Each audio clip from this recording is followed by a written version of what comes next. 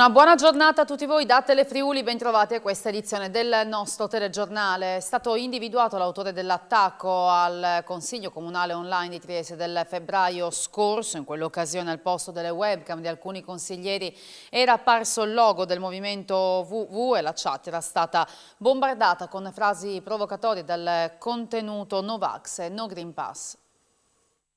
Il centro operativo per la sicurezza cibernetica della Polizia Postale del Friuli Venezia Giulia e la Digos di Trieste, con la collaborazione del COSC della Puglia e della Digos di Lecce, nell'ambito delle indagini coordinate dalla Procura di Trieste, hanno sottoposto a perquisizione domiciliare e informatica un uomo di 33 anni di origine toscana, residente in Puglia, per l'attacco al Consiglio Comunale di Trieste avvenuto il 15 febbraio scorso. Quel giorno, infatti, ignoti si erano introdotti nel corso della seduta che si stava svolgendo interamente online, facendo apparire il logo del movimento VV al posto delle webcam di alcuni consiglieri e bombardando le chat con frasi provocatorie e diffamanti dal contenuto Novax e No Green Pass. Gli incursori facevano figurare le proprie connessioni come provenienti da ogni parte del mondo, da città come Los Angeles o New York. Mediante complesse tecniche di indagine, gli investigatori della Polizia Postale di Trieste sono riusciti a ricostruire le tracce digitali della connessione effettuata dall'uomo, con numerosi precedenti specifici per violazione delle norme di contenimento pandemico e resistenza a pubblico ufficiale. Lo scenario apparso agli investigatori a casa del soggetto è stato sin da subito inequivocabile: maschere antigas, magliette ed adesivi con il logo VV, ricevitore in radiofrequenza, ma anche bombolette spray di colore rosso. Alla vista della polizia, l'uomo ha lanciato immediatamente il reset del proprio cellulare nel tentativo di cancellare ogni traccia a suo carico, ma l'abilità degli investigatori cibernetici ha consentito di ricostruire circa 8.000 chat dell'indagato, che hanno delineato chiaramente non soltanto il coinvolgimento dello stesso nell'attacco al comune di Trieste, ma anche la sua attività di reclutamento di nuovi seguaci del movimento. L'operazione Warriors ha quindi consentito di rispondere al fenomeno del cosiddetto Zoom bombing e di individuare e deferire all'autorità giudiziaria il 33enne. Arrestato un 27enne cittadino italiano evaso dalla detenzione domiciliare nell'ambito di controlli di prevenzione sull'altipiano carsico, è stato rintracciato in città e riportato nella propria abitazione da una volante del commissariato di Opicina. Vista la recidiva, il magistrato di sorveglianza ha revocato la detenzione domiciliare e ha ripristinato la custodia in carcere dell'uomo, che è stato quindi condotto alla casa circondariale a disposizione dell'autorità giudiziaria. C'è stato un tamponamento tra 3 auto nella serata di ieri, in seguito al quale 10 persone sono rimaste coinvolte. È accaduto attorno alle 20 lungo la regionale che dalla Tisana porta a Lignano all'altezza di Pertegada. Per causa in corso di accertamento 3 vetture sono entrate in collisione e 2 delle 10 persone coinvolte hanno riportato lesioni in seguito all'impatto. È arrivata la chiamata all'112, quindi alla Sores, che ha allertato anche le centrali di primo livello delle forze dell'ordine e dei vigili del fuoco. Le ambulanze hanno preso in carico le 2 persone ferite, portate poi in condizioni non gravi all'ospedale di Latisana. Un provvedimento di obbligo di dimora nel suo comune di residenza con divieto di allontanarsi dall'abitazione nelle ore notturne e obbligo di presentarsi tutti i giorni alla polizia giudiziaria. È stato emesso dal GIP di Pordenone a carico di un 45enne residente a San Vito al Tagliamento, con le indagini che hanno appurato la sua attività di spaccio di sostanze stupefacenti, in grado di rifornire numerosi assuntori provenienti da diversi comuni della provincia, nonché da quelle limitrofe. A Udine è stato inaugurato un temporary store che raduna 30 imprese artigiane. Ora ci colleghiamo con Davide Vicedomini che ci racconta tutto. Buongiorno a tutti, ci troviamo a Piazzetta Belloni, qui insieme a me l'assessore Maurizio Franz per questa inaugurazione di questo temporary store Confartigianato e CNA insieme per rivitalizzare il centro, proprio area di Natale, già si comincia a respirare con presenti gli artigiani.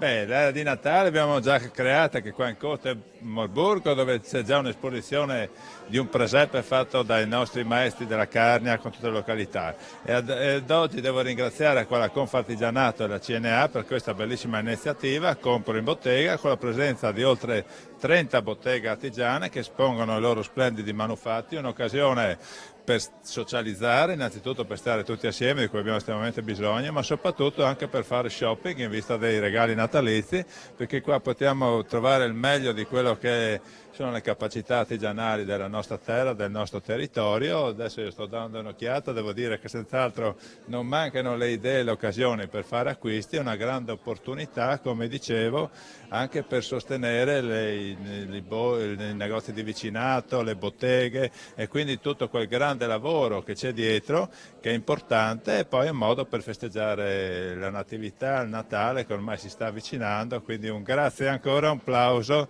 soprattutto ai protagonisti che sono le botteghe artigiane. Grazie. Pezzetta Belloni è tutto, vi restituisco la linea.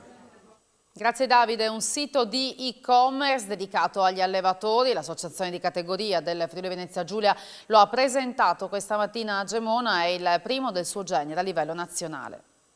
È un caso unico a livello nazionale e tra i primi a livello europeo. Mai nessuna associazione allevatori si era avventurata in un e-commerce per i prodotti derivati dal latte e dalla carne.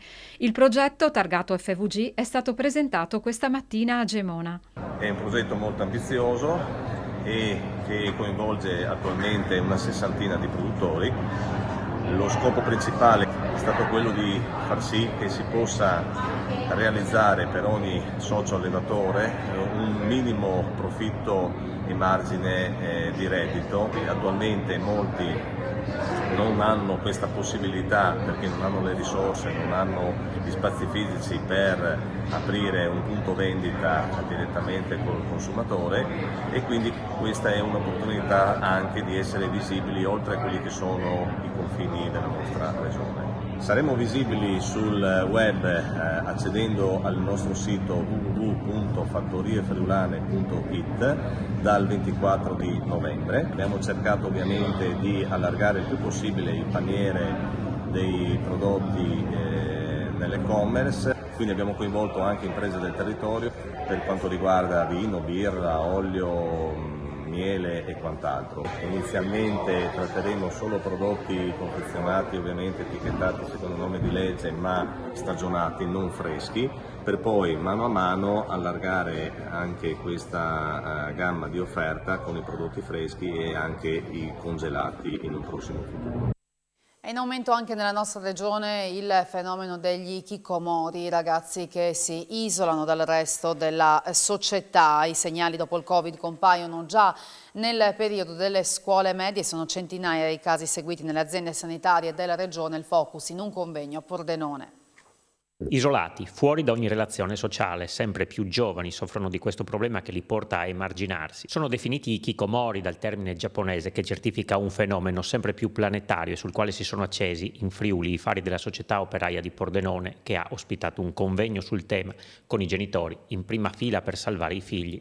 L'hikikomori è un fenomeno che si presenta gradualmente, ci sono anche diversi stadi di ritiro. I primi segnali sono segnali che riguardano la difficoltà a trovarsi con gli altri, quindi magari rifiuto di partecipare a festicciole o situazioni sociali, saltuariamente iniziare a saltare la scuola. Abbiamo notato dopo il periodo di Covid che si è moltissimo abbassata l'età di insorgenza. Abbiamo moltissime richieste di ragazzi delle scuole medie. E mentre l'età si abbassa, in Friuli Venezia Giulia non mancano i casi in aumento tenuti sotto controllo dalle aziende sanitarie. I numeri oggi sono circa un centinaio di minori in carico per adolescenti e adolescenti che presentano una varia forma di ritiro sociale, e la complessità richiede una nuova modalità di presa in carico che non è più la parte ambulatoriale, per cui dobbiamo attivare tutta una serie di dispositivi di cura che vanno da educatori che possono avvicinare anche a livello domiciliare i ragazzi, un grande lavoro con i genitori e quindi con la scuola.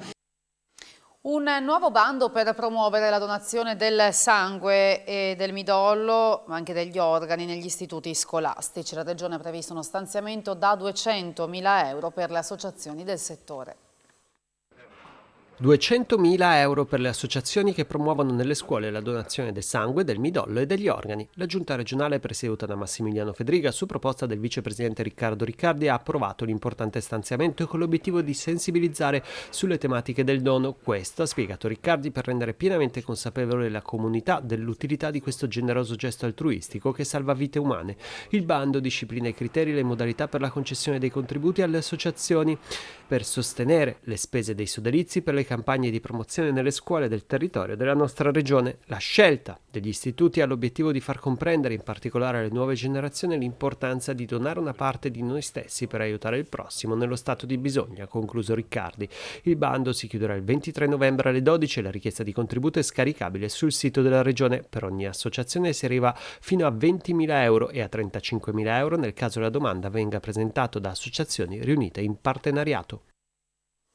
Anche uno stand allestito dalla Protezione Civile Comunale di Cervignano alla Fiera di San Martino, che si concluderà lunedì. I volontari hanno allestito il gazebo in Piazza Indipendenza per sensibilizzare la comunità e i partecipanti rispetto all'importante attività svolta sul territorio. A Villanova di San Daniele, invece, i volontari di Protezione Civile del distretto collinare sono impegnati in un'esercitazione per l'utilizzo delle motopompe per simulare lo svuotamento delle cantine in caso di allagamento. La base operativa sul greto del tagliamento con 3 gruppi antincendio boschivo che monteranno i vasconi per simulare il riempimento con acqua, vasconi utilizzati in caso di incendio da parte dell'elicottero munito di Ben. Il fine settimana è spesso dedicato dalle squadre comunali della Protezione Civile ad attività di formazione per essere sempre pronti nel momento di necessità. La Serie A con alle 15 l'Udinese che scende in campo al Maradona contro il Napoli per salutare il 2022. Sottile spera nel migliore dei modi, ovvero strappando punti, e quindi chiede ai suoi la prestazione perfetta. Ci teniamo a chiudere la prima parte prima di andare a riposarci e fare questa sosta da protagonisti, continuare ad essere protagonisti. Sappiamo benissimo la difficoltà e la valenza dell'impegno che abbiamo, dell'avversario che abbiamo di fronte, però dobbiamo pensare come sempre e ragionare come sempre abbiamo fatto, ce lo siamo detto, e che dobbiamo assolutamente tirare fuori una grandissima prestazione e dobbiamo superarci, perché per portare via punti importanti da Napoli non si può essere normali. Abbiamo l'ultima partita e dobbiamo interpretarla come se fosse la finale. Però questa squadra ha battuto l'Inter, ha battuto la Roma, ha battuto la Fiorentina, è andata a Roma con la Lazio, secondo me i punti avrebbe meritato la vittoria, nessuno potrebbe gridare allo scandalo di quello che sto dicendo, perché le due traverse parlano chiaro, quindi si va a Napoli a giocare la partita da udinese. È iniziata alla grande la stagione agonistica di Michela Battistone, la sciavolatrice di Malisana di Torviscosa, infatti conquistato l'argento nella prima prova di Coppa del Mondo ad Algeri, fermandosi solamente in finale contro la spagnola Martín Portugués per 15-12 dopo aver condotto il match per larghi tratti. È la migliore prova a livello internazionale della sua carriera. Ci fermiamo qui, il TG torna questa sera alle 19. Grazie per averci seguito e buon pomeriggio.